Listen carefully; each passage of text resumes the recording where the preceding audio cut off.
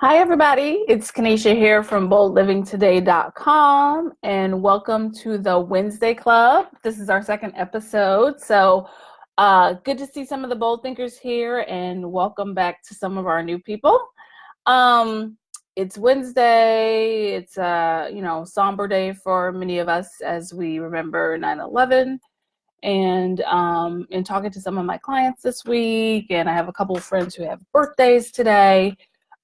We've just been talking about different ways to live fully, to live boldly, even as we remember some of these tragic events and things that have happened along history and some things that are continuing to happen. So if you're struggling today, make sure you reach out to somebody and talk to somebody, and we will never forget where we were when this happened. So yes.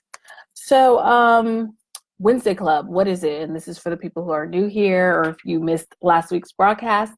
Wednesday Club is about creativity, which is the C in Club, learning from and successfully navigating transitions, because change is inevitable and we're always navigating transitions. The U is for untangling from things and thoughts that keep us small. And then B is for building and amplifying your boldness. So that's our club. And huge thanks to the people who filled out the survey for the Wednesday Club. And I got a lot of good feedback from that, and just topics people wanted to see, and the huge push for me to do the Facebook Live and also do the Instagram Live. So it's happening. I heard you, bold thinkers. I'm doing it. Okay, it's happening. So on Facebook, you'll be able to access the videos anytime you want. They'll be in the video section on the Kanesha Baynard coaching page on Facebook. But then on Instagram, you'll have 24-hour access to it. So if you miss it on Instagram, after 24 hours, you can just head over to Kanesha Baynard Coaching's Facebook page and check it out there. So the topic I want to discuss today, and share what's going on with me and some clients, and to hopefully give you some good tips, is all around the topic of decision-making fatigue. And I know for myself, in being Kanesha, being a woman, running my own business, being a wife, a mom, and being a volunteer in different things, it's a lot of day-to-day decisions. There's a lot of things I'm thinking about, things I'm making decisions on, and they never seem to slow down. It's constant, and very consistent, and it can be extremely exhausting. I know I had a poll out on my personal Facebook page probably like a half a year ago, and we were talking about making decisions around dinner and who hates when dinner time comes around, and how do you feel about that, and does it bother you? And I just hate that time of the evening. I hate making that decision. And part of it is because by the time it's dinner time, I've made so many decisions for the entire day, planning, executing, and all of that, that by the time it's dinner time, I'm just over it. I'm done. I don't want to make another decision nor prepare the meal.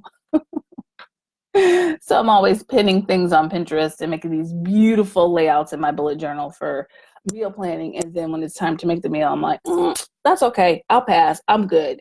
So yeah, decision-making fatigue. It happens to a lot of us. And, the term comes from the psychologist, the social psychologist, and his name is Roy F. Baumeister. I think I'm pronouncing that correctly, in case you want to Google it.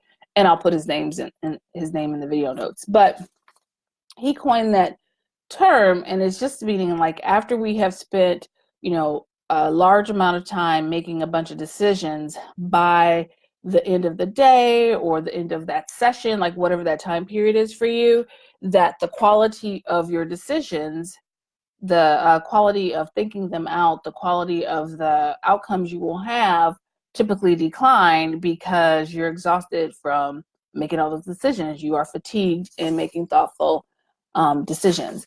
And so I think the reason I wanted to talk about this specifically at this time of year and for the second episode is that in hearing from the Bold Living Today community, in hearing from workshop participants, it's September, my workshop season has started. So I had a workshop last week. I have one this week. I have a workshop every week this month. So in hearing from people and preparing myself and making decisions about that, school starts, fall is coming, autumn is coming, which means the end of the calendar year is coming. And so a lot of people get into this like overdrive push of getting things done, and they want to be ready for the new year. They want to finish the current year out really strongly. They want to make sure that they are on top of their game. They're finishing strong. They're hitting their metrics for their goals and all that things. And so that comes with a lot of decisions, and there's a ramp up of getting things done and to finishing things out and to, really being focused. And that can be overwhelming because, the more we think about things and the way we think about things and the way we process it can determine if we are going to fall into self-rejection, where we don't, value our worth, and we don't really look at ourselves as good, great, savvy decision makers. Procrastination shows up because we're overwhelmed, we're mentally exhausted, and then it could just be scary to continually make these decisions, and you want to be focused on making the very best or the right decision. Or some of us fall into the trap of trying to make the perfect decision, which is, challenging in itself. So I think this is a really good time to talk about self-rejection. So I don't think that decision making fatigue is necessarily a negative thing, but I think it's a great signal for us to understand how we are creating our days, our schedules, our calendars, and how we are allowing ourselves to refuel, if we are at all. And I think this is another reason why when I do workshops specifically around the planner, around the mental RX and mindfulness, around desire planning for the holiday season and putting yourself in the front row, it's all about making decisions that are more centralized in filling you up as opposed to keeping you busy. Because we don't get any points for being extra busy, even though as adults we're like, I'm so busy, or kids are so scheduled and they're so busy, and we're so busy taking them around or running your business. You're so busy doing things, and then you don't know exactly what you're doing. So some of the things that have come up specific to decision-making fatigue and self-rejection, and some of you have taken my self-rejection workshop, which is a self-paced course. And some of the things I've heard about that is someone said, I've been operating this way for so long, I did not realize I was tired. And I did not realize that I could shake it up and make these shifts and make these changes. I just figured that this was adult life. This is what it meant to be a business owner. This is what it meant to be a working mother. This is what it meant to be a stay-at-home mother, or whatever their situation was. And a lot of times we establish these habits, we establish these ways of doing things, and we don't take time to do an assessment, a self-assessment around it, or to see why we're feeling depleted, or to see why we're feeling overwhelmed, overstretched, overscheduled, and those things. And we continue to operate that way, and we are so tired at the end of the day, at the end of the week, at the end of the month, and the end of the year, that we don't realize that is due to some of those self-rejection behaviors, and also due to decision-making fatigue. So some of the things, the tips I always tell people to do is, the first thing to do is just to be okay that you've operated for this while, and to use that time in your life, that particular quarter, that particular month, and collect data around it. It doesn't help us to feel badly about ourselves, to berate ourselves, to not be self-compassionate about us making the decisions that weren't the best. It happens. It might have happened at a particular stage in your life, or at a particular job or particular career. I mean, I just wrote this post, and it went out to the Bold Living Today newsletter, and it was just about how I was spending, so it went out on Monday, and it was all about how I used to, in a job, spend so much time trying to be the best at everything that, and I didn't really know what that meant. I just had some like super crazy expectation of myself and expectation of how things would go, that I didn't allow myself to be a skilled beginner. I wasn't self-compassionate with myself. I was always tired, and I was always feeling depleted. And then I had to finally decide, when I wanted to make a change, that if it was time to stick with that, or if it was time to move on. And when I say move on, it wasn't just about quitting that position or moving on to another position. it was about moving on from the ideology of what was the best or close to perfect, ideology, what it meant to be at my age at the time, and what career role I was in, what position I was in. And then it also meant that I had to look at some of the decisions I was making, and were they coming from a place of worth and value, or was I making decisions when I was feeling stressed and overwhelmed and depleted? So, in hearing from other people right back from that, it was like, yeah, this is a really good time to think about decisions I'm making and to think about changes I want to do and to feel okay with my particular process and how I want to go about it and what it's going to look and feel like for me, instead of worrying about always doing everything perfectly because I'm such and such age, or I'm at this stage in my life, or I'm an adult, or I'm going to be a senior in high school, or I'm graduating from college. Like, we shouldn't put all of these qualifiers on it, because if it's new to us now, it's new to us now. However we are, it's just what it is. And we just have to be self-compassionate around it and not yield to all the things that make us feel small and less bold and less capable and less worthy. So there's that. So here are some ideas around decision-making fatigue. And, if you're serving in the role of, a business owner, or you're working on your career, you're in high school and you're working hard because you want to have really great post-secondary options, which don't always mean college. Sometimes it's college, sometimes it's a gap year, sometimes it's something else. That's okay too, but you're thinking about that because that's a huge decision. There's a lot of decisions and questions and people and adults around you coming at you.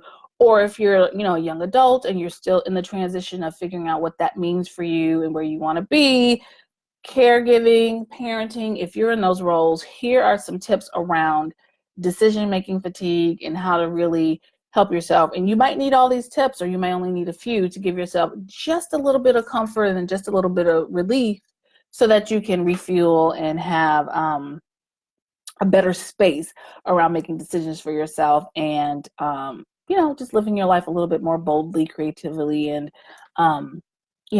amplifying everything that you want and desire in your life. Okay, so the first tip that I suggest is to, if you have important decisions, and important decisions can mean anything, whatever's going on in your life. Like for me, important decisions often are around supporting clients, things centering around my kids, things that are connecting me and my husband so that we can keep, loving on each other. Important decisions can be things around upcoming trips, bills, but whatever that means for you. I think it's important for you to make important decisions in the morning. And the reason why I say that is because typically you don't have anything weighing on you right away when you wake up. It's a new morning, it's a new day. I mean, some people work different shifts, so whatever morning time is to you, that might be 3 p.m., depending on when you have to sleep. But first thing when you wake up, make your important decisions. And this is why I'm such a proponent of journaling first thing in the morning. I always tell my clients, I tell the Bold Living Today community, I'm always talking about doing my journaling first thing in the morning. I don't want to start checking my phone first thing when I wake up. I don't want to start checking email, getting on social media. I don't want to get into the day like that. I wake up, I do 10 to 15 minutes of journaling each morning, and I have everything right on my bedside table, and I just write about what I want to do, and I might write some thoughts about what's coming up, just so I'll have some mental support around that. And then and kind of outline my day. And when I say outline my day, it might not be my full schedule, but it's just something about how I want to feel and how I want to go about the day and things like that. It's really good to have that clarity and to really feel like you're making clear decisions that feel better than being in this frenetic pace and things like that. And the other thing is, most of us are not overwhelmed first thing in the morning unless we have worried or stressed all night about different things. So usually morning is a really great time to make some decisions so that you don't start your day with decision-making fatigue. The other thing is, for things that happen for you daily in your life, getting the kids to school, getting yourself to work, how you're making lunches, how you're ordering food, groceries, laundry, different things that happen on a daily basis. If you can do that stuff the night before, I will say do it then. Like, I am super, super big on cleaning up my kitchen in the evening. Some people leave it to the morning because they say that, it just feels better to have a relaxed evening. That's fine. But for me, when I get up in the morning and, I've done my journaling and then I'm getting the family going in the morning time, I want to wake up to a fresh kitchen. I just want the day to start off as clean and clear as possible. So it's really important for me to clean the kitchen in the evening, or to do that with my husband, or have my son help me do that. And any of the other stuff that you have to do, kids forms, getting bags packed, getting your gym bag ready for the next morning, getting your gym clothes laid out, or if you're doing some videos via streaming, having all that queued up, or making sure you have it, in your watch list. Do all that stuff as much in the evening time so that you're not so scrambled and running around in the morning, because I feel like mornings should be as easy as possible, because you have the whole day ahead where you're going to be making additional decisions, and being focused, being a leader, being creative, and you just want to ease into your day instead of having a jarring ramp up to get going. So that was the second tip. So the first tip was to, make most of your important decisions, first thing in the morning while you're fresh, if you can. And the second thing was to do as much the evening before to help you have an easier morning. The third tip is to, focus your to-do list, your schedule. And I talk about this all the time. And I had a post about this a couple weeks ago. And I was saying, like, on Sunday night, when you think about your whole week, you should really prioritize your checklist. And you do a weekly checklist, and then you do a day-to-day checklist based on what you've written for the week. So when you're doing your weekly checklist, you need to have these 3 columns. You need to have an urgent/priority column for what needs to happen this week. And then you have to have all the things that you need to do this week. So it's like, these are the priorities for the week, but these are all the things that I want to happen this week. And then you have a third column of different things that you might want to outsource or delegate. And that's where you take the things from the priority list and the things from just like the running list and move it to the outsource list. And then you look at that for the week. And then you break that down to each day of the week, and you redo that list, but you have it more focused on the individual day. And I think this is a key piece for helping to combat the decision-making fatigue, because a lot of times we enter Monday, and Monday seems so overwhelming because we're trying to get done as much as we can so we can have a great start to the week. And then by Tuesday, you're like, is it Friday yet? Because you've given all your energy on the first day. And I always tell people to look at Monday as kind of the rough draft day of the week. It sets the tone, you get your pace going, you see how you're going to be able to do different things, and then the rest of the week plays out. Oh, hey, Cheryl. Hey. So it's really, really important that you have a streamlined to-do list.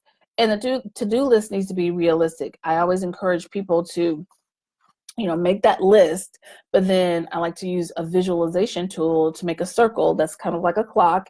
And then when you're mapping out the times you're going to do these things, you actually put them in the circle in the time slot, kind of like a pie chart, a pie graph.